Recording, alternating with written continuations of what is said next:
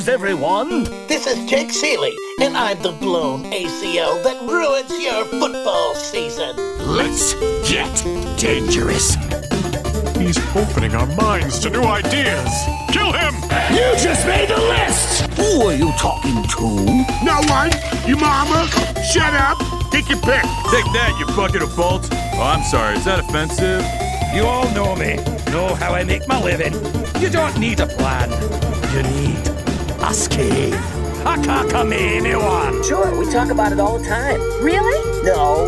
Burn. Game on, you ducks. It is wide receivers this week. And of course, some of the news as we head into, or depending on when you're listening to this, week 2 of the preseason. And as always, I'll start with some of the injury news, takeaways. And first up is not what you might expect. We're talking about a center. Talking about Tyler, and if you don't know how to pronounce his name, I didn't either, and I looked it up. It's spelled Biadaszz, which apparently comes out to be a dish. Yes, Tyler, be a dish of pasta. I don't know. He's hurt for the Chargers. And look, I'm not significantly downgrading anybody. Actually, we're going to talk about Marion Hampton because news, by the way.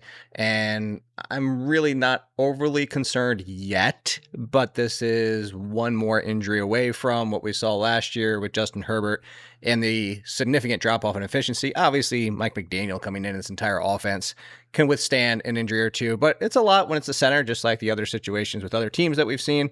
And it's a lot when you're talking about somebody that's going to anchor and be that big of a piece, similar to Slater or Alt for this team. But anyway, just watch, just take note. That's really what it means as of today. You know, maybe he has a tie break. If you were thinking of Herbert versus somebody else like Brock Purdy, you lean towards Brock Purdy, although they have their own injury situations. By the way, we are going to talk to Sean Stribling.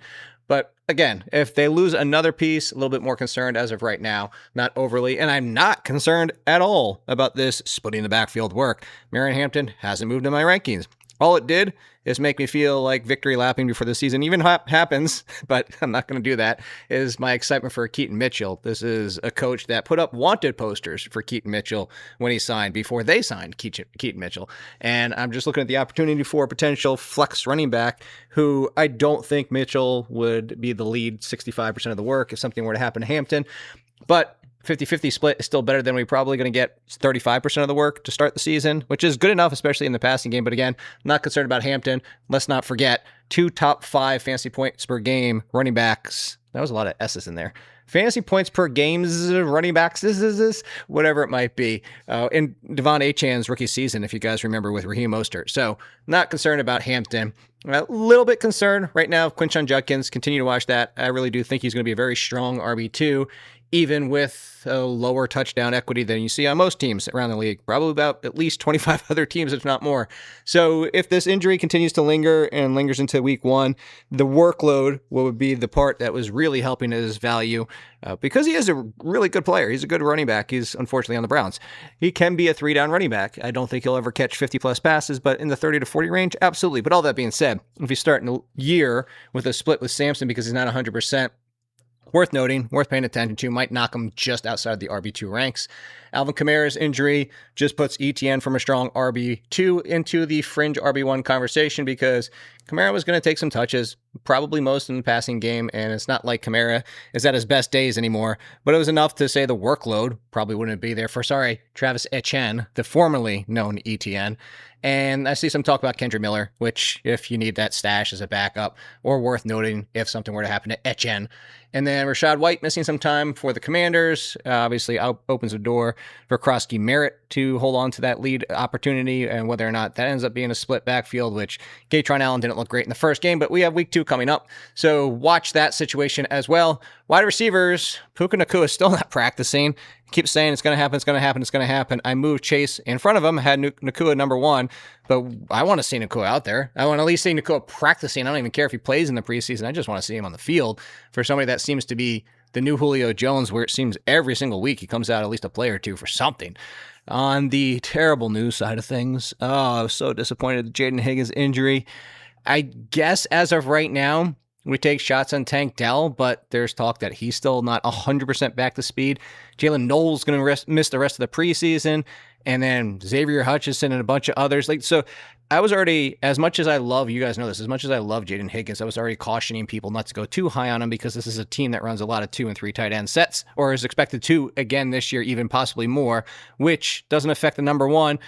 We might as well just jump into that. So I'll finish the Higgins thought, is that I would have seen him as a wide receiver 4. So unfortunately, this is really bad news, but why I'm not really chasing anybody else is to go into that thought. So we saw the transition last year with a lot of 2 and 3 tight end sets.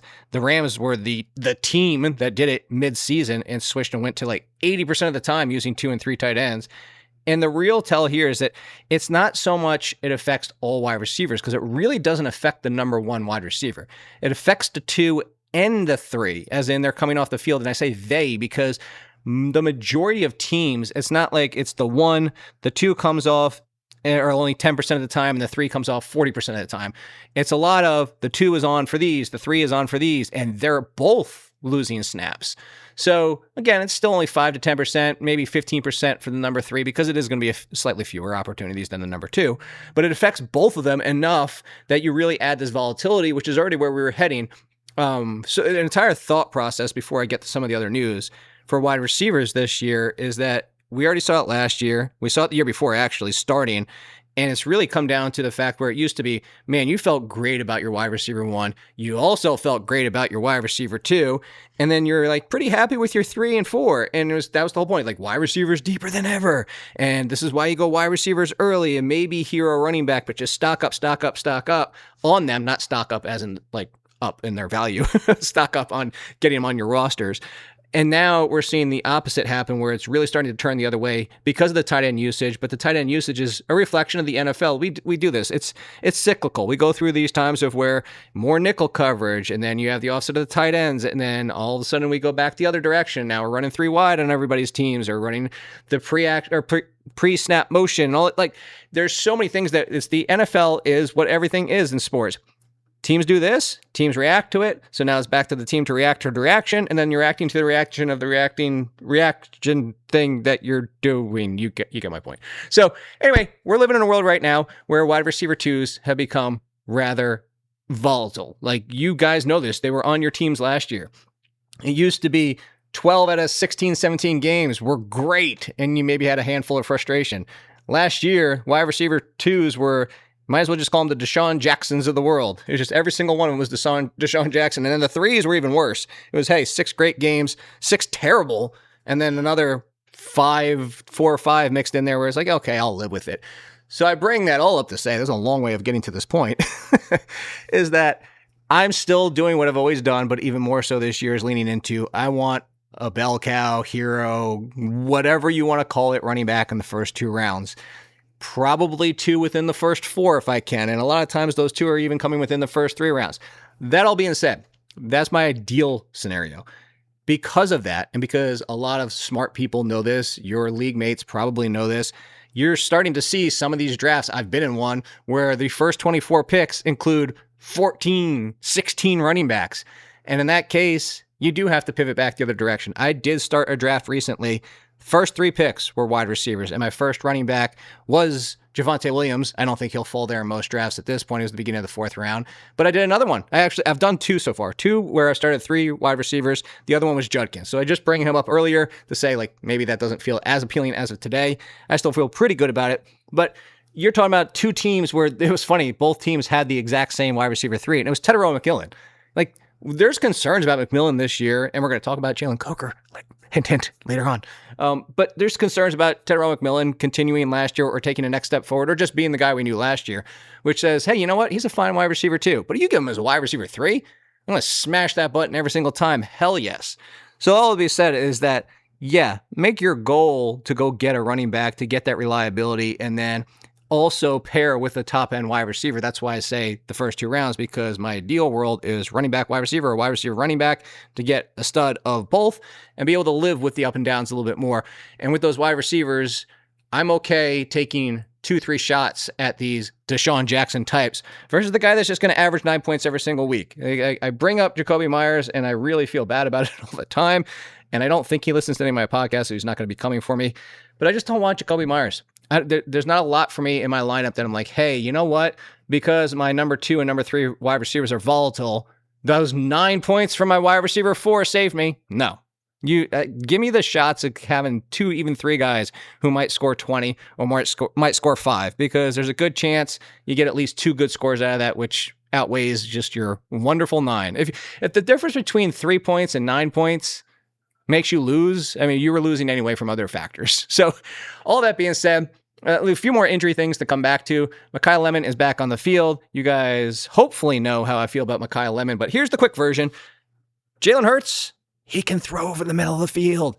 He's actually one of the better passers. Actually, if you look at tight coverage only, he ranks alongside of, this is with EPA, but that still matters. He ranks alongside Joe Burrow and Patrick Mahomes and names like that. And here's why people don't think or believe that, is because the Eagles haven't asked him to pass over the middle of the field. Again, this is my quick version because I've gone really in depth on this and spoken about it a lot. But this is taking your Ferrari out of the garage and driving in the school zone every single time you took that car out. Why would you do that? You're going to go take it on the highway or at a racetrack where you're allowed to open things up, or even the Autobahn if you're rich enough to take it over there, which you probably are if you have a Ferrari. But the point being is, yeah, A.J. Brown with the Titans spent more time over the middle, but the Eagles offense, 1, is different. 2, said, hey, you know what? Maybe we maximize the potential of A.J. Brown outside. Maybe we'd maximize the potential of Jalen Hurts. Yes, Jalen Hurts, arguably better passer outside and deep than he is over the middle. That doesn't mean he can't, and it doesn't mean, like, why wouldn't you? It's funny.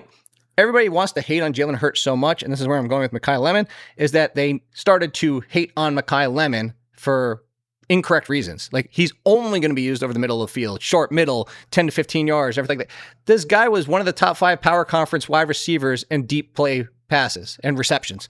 It was one of the best in the league. We're talking about award-winning Mekhi Lemon, and all of a sudden, because he's playing with Jalen Hurts, he's going to be over the middle of the field, and Jalen Hurts can't throw there. So there you go. That was a little bit longer than I expected it to be, but go get some Mekhi Lemon. He's a great value right now. And then some tight ends, Sam Laporta. I don't love hearing this news. Questionable for week 1 already. We already had the back situation from last year. I was a little hesitant on Jameson Williams, and that's now changed because I thought a healthy Sam Laporta with Pet Singh coming in to run the offense. Yes, everything changed last year when Campbell took back over the play calling, but that also was incorporating the loss of Sam Laporta. So were we going to get volatile targets from Jameson Williams, getting 6, 3, 5, 6, 2, that kind of thing? Not so concerned now. Move Jameson Williams back up the list, even pushing the top 20 of wide receivers. The other part of it being is getting that news that Pet Singh came in and learned the offense, wasn't bringing a ton from his own offensive style. So that's even better for that. Jameson Williams up, Sam Laporta down. And then Tyler Warren, keep an eye on this. I think he's a terrific target at tight end. I think a lot of people overlooked how good he was as a rookie because of so many things going on with the Colts. And then, of course, other tight ends exploding last year. But I love getting Tyler Warren, especially if he's healthy. They need options there. They signed Keenan Allen. The Alec Pierce situation, who the hell knows if and when we're going to see him. And then Keenan Allen did ding Josh Downs a little bit. It's not that they're going to play the entire same role, and it's not that I still don't think there's value in Josh Downs as your wide receiver 4 or 5. It's just the target share is going to come down a little bit because Keenan Allen still deserves and demands targets. So going back to strategies for wide receivers this year, I already mentioned how there's a lot more variance and what my ideal situation is to do. And the funny thing to go back to that conversation is we talk about running backs and the values and some nice names and stuff like that. I don't have like DeAndre Swift, appealing, sure. I'm trying to think of like Ramondre Stevenson and TreVeyon Henderson. Worth taking a shot on both.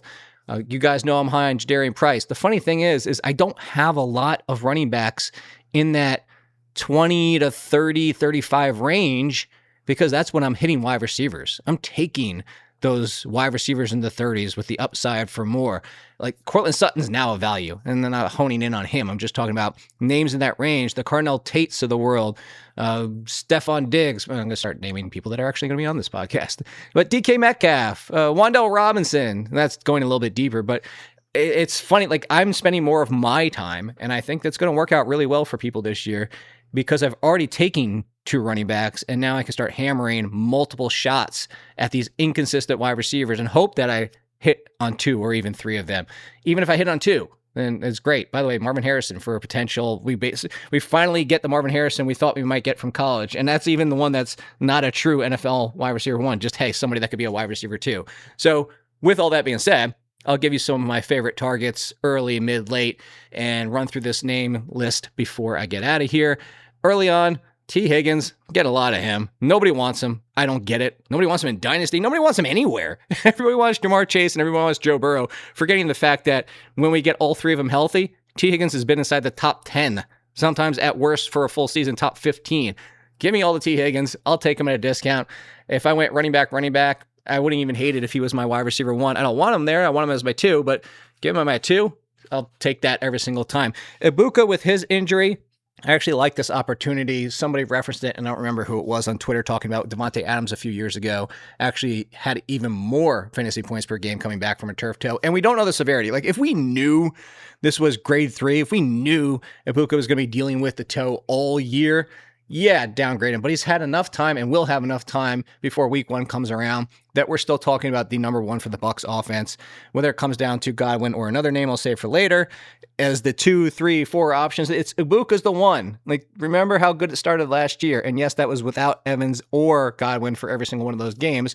But that was also his rookie season, and he's flashing. This entire team is healthy as of today, except maybe him. So we'll see. But I love the fact that he's starting to slide back a little bit in drafts. I think he's still worthy of a top 15 conversation. Speaking of Mike Evans, I think he's a great value with the 49ers. I know he's dealing with a little bit of an issue right now, and that's expecting it to be okay and that they're just being cautious with him because he is up there in age and just finally missed a huge chunk of the season for the first time in his career. That all being said, Brock Purdy is one of the most efficient and highest touchdown percentage rate passers in the league, and Mike Evans is going to be his boy. So I'll take a lot of Mike Evans as my wide receiver 2. While I rank him as a wide receiver 2, you don't even have to pay that. He's going as a wide receiver 3. And speaking of, similar to that, DJ Moore. And I know everybody wants to hate on DJ Moore. Let's also remember DJ Moore was a top 15, actually a wide receiver 1 with Tyson Bagent and Justin Fields and that mess. And I know it was a few years ago, but looking at last year, for everybody that's crapping all over DJ Moore, look at the situation. DJ Moore really, at this point of his career, 2 things. He's not the same wide receiver he was. He's turning into kind of a big slot, similar to what we saw for Larry Fitzgerald late in his career. And no, I'm not calling him Larry Fitzgerald. I'm just making a point here, which didn't really fit what Ben Johnson was doing, which is why you saw Rome Odunze, Luther Burden, and Colston Loveland and DJ Moore kind of get left out in the cold because he's looking for the Amon-Ra St. Brown, not the big slot. DJ Moore is going to an offense that can utilize the big slot, is coming from a Sean Payton's offensive style and features that. So does he get 140 targets? No. Is he the first wide receiver since Stephon Diggs to eclipse 100 targets? Shakir was 100 on the nose. Yeah, and even in 110, 120 targets in that role and in that offense, DJ Moore finishes inside the top 20. Would not be shocked. And no, I don't have him there, but to get him in that mid-20 range, another one. You give him as my wide receiver 3, lock it up. And now you can see why I've gone running back heavy early on, because I think there's so many great values. Stephon Diggs, speaking of Diggs, now going to be the number 2, was one of the most efficient. He was top 20 in fantasy points per game, despite being on the field about 65% of the time, the entire second half of the season. Now he's going to a team that needs him to be the number 2 and out there 80% of the time or more. Stephon Diggs, lock him up. One of my favorites overall. And I tweeted this out, and I don't know, maybe I'm just not good at tweeting stats. And maybe somebody can help me. Maybe who's better with the socials or putting those out there, because it got no love and I'm surprised by it. But I went back past 5 years and I'm assuming it goes further than that because I want to keep going for more years. It's a lot of work to look up some of this research. But the past 5 years, wide receivers with 100 plus targets, every single one of them, except for 3, finished inside the top 50. Those 3, Elijah Moore, Jerry Jeudy last year, and Elijah Moore again. Elijah Moore with 2 different teams, Jets and Browns. He did it because good old Elijah Moore. Thank you for that. To take that one step further, the 100 plus targets, and it included 20% of the team target share or more, because you might have higher volume offenses than the others, but to throw on the 20% part of it, again, it's only happened once that they weren't even top 40, and that was Jerry Jeudy last year. Thank you again, Jerry Jeudy. So all that being said, 100 plus targets for Jalen Coker, even with Bryce Young, given to me every single time. You're seeing people start to latch on to Casey Concepcion, deservedly so. This is another one where if you're new to the podcast, welcome. If you've been around, you knew and that he was going to be one of my guys, because after the draft, or before the draft and after the draft, I said he was on a tier of his own behind the big 3. He was just so much better than everybody else, but not quite that elite top tier, and the Browns situation hurts a little bit. But Concepcion being the potential number one alongside Harold Fannin, one of those two is going to lead this team in targets, and they're even using him in the run game. So Concepcion's one that I really love, especially because he's going to wide receiver 4 or 5. I mean, now we're down to the 5s. Romeo Doubs, no, he's not the number one for the Patriots, but he's still better than anything the Patriots threw out as their number one last year. And playing alongside A.J. Brown is going to basically be Romeo Doubs as he was with the Packers, potentially a little bit more. Rashad Bateman's getting moved around the line of scrimmage a lot before snaps. Declan Doyle's talked him up. There's another name from his team they'll bring up later for a different reason, and you guys know that, and I know you're probably expecting him at some point. But I'm taking flyers. This is flyer territory now, but flyers on Bateman. Flyer and Caleb Douglas. I mentioned after the draft that we were all shocked by where the Dolphins took him, but somebody that could, step in and immediately be their number one. Some Cedric Tillman to his game. So yeah, he could be a non-factor in 2 years, or if Cedric Tillman would have hit and stayed healthy, by the way, that was part of his issue. But as the number one, it'd be inconsistent, but Malik Willis knows how to throw the ball. He knows how to throw it downfield, by the way. Some essential handcuff wide receivers, Jalen McMillan. Now that he's back on the field, Jalen McMillan has the talent to get past Chris Godwin if Chris Godwin looks like he did last year, where he's near the end of his career. And if an injury were to happen, Ibuka, by the way, or even Godwin, we're talking about a top 2 role for the Buccaneers. Similarly, Isaac Teslaw, that's the easy one. Everybody's chasing that opportunity. Heck, he might have a little sneaky value in deeper leagues to start the season with that Laporta situation. And then, of course, if anything were to happen to St. Brown or Jameson Williams, you're talking about a top 20 wide receiver. Stash those dudes. And of course, the big 3 rookie names that are getting a lot of attention this preseason: Deshaun Stribling, Jacoby Lane, and Cyrus Allen. Stribling, look, at best, he's starting behind Evans, Kittle, and CMC. That makes him number 4. And that's assuming he gets past Debo. He's a very talented wide receiver, has some route coverage issues with running into it or not getting away from it, but part of the 49ers, it comes down to like Bashal Tootin, which I talked about on the last podcast, and fit. And some of these wide receivers with fit, Pat Bryant, big slot under a Sean Payton tree. It's the fact that Stribling fits so well with the 49ers and what they're looking to do that you can mask some of his deficiencies, and he's lighting the world on fire this preseason. So I will take flyers on him. My cautionary tale with Stribling would be like, don't start drafting him in the 8th round, because now he needs to be even a starter from day one. And you're talking about other names that are in that range that are proven and clear number 2s and clear target shares. So a lot of excitement for him, but maybe somebody that if he starts getting too high, that you let somebody else, and then maybe if he starts off slow for the first 2 weeks, because somehow, some way, all the 49ers are healthy, and then you go pick them off waivers or pick them off for cheap. Jacoby Lane, same thing. I actually think he has a cleaner path, because really all that's in front of him is Rashad Bateman. And there's the opportunity where if Bateman doesn't ever click to this point of his career, and Lane ends up being kind of their new Torrey Smith, that's the appeal for him. So given the costs between the two, I actually prefer Lane to Stribling, although, again, they're both attractive options. And then Cyrus Allen, look, we've done this before. Mecole Hardman, Jalen Royals, Sky Moore. Everybody always wants to chase the number 2 for the Chiefs, and he's not necessarily even the number 2. Can he get past Xavier Worthy? Sure. He's probably already past Thornton. There's going to be value, but this is a team that we've seen for years, and this is why it becomes so frustrating. That spreads it around after their number 1, and their number 1 is Rashee Rice. Like, I understand that, like, I'm not the biggest guy on Rashee Rice. In my ranks, I'm actually behind a lot of people in the overall rankings, but at the same time, he is the number 1. He is going to be getting all the targets unless he gets hurt or another legal situation, and you still have Travis Kelce. You have the run game in the passing department getting designed around Kenneth Walker, which is why I like some Kenneth Walker. And it's just target opportunities. And I think people see the Chiefs and still just, oh my God, we got to get whoever the number 2 is. I don't know that we were going to see a clear number 2 yet again, maybe more so next year, but that would be the order I would take him in: Stribling, Lane, then Allen. All worth late round flyers. Speaking of late round flyers, up at The Athletic, my favorite free guys, which I do every single year. These are the guys you can just stash at the end of the bench, and then you don't have to chase on waivers with your fab or waiver priority in the first couple weeks, because you already stashed them, and you're smarter than everybody else. You look smarter than everybody else, but you already are, because you're listening to this podcast.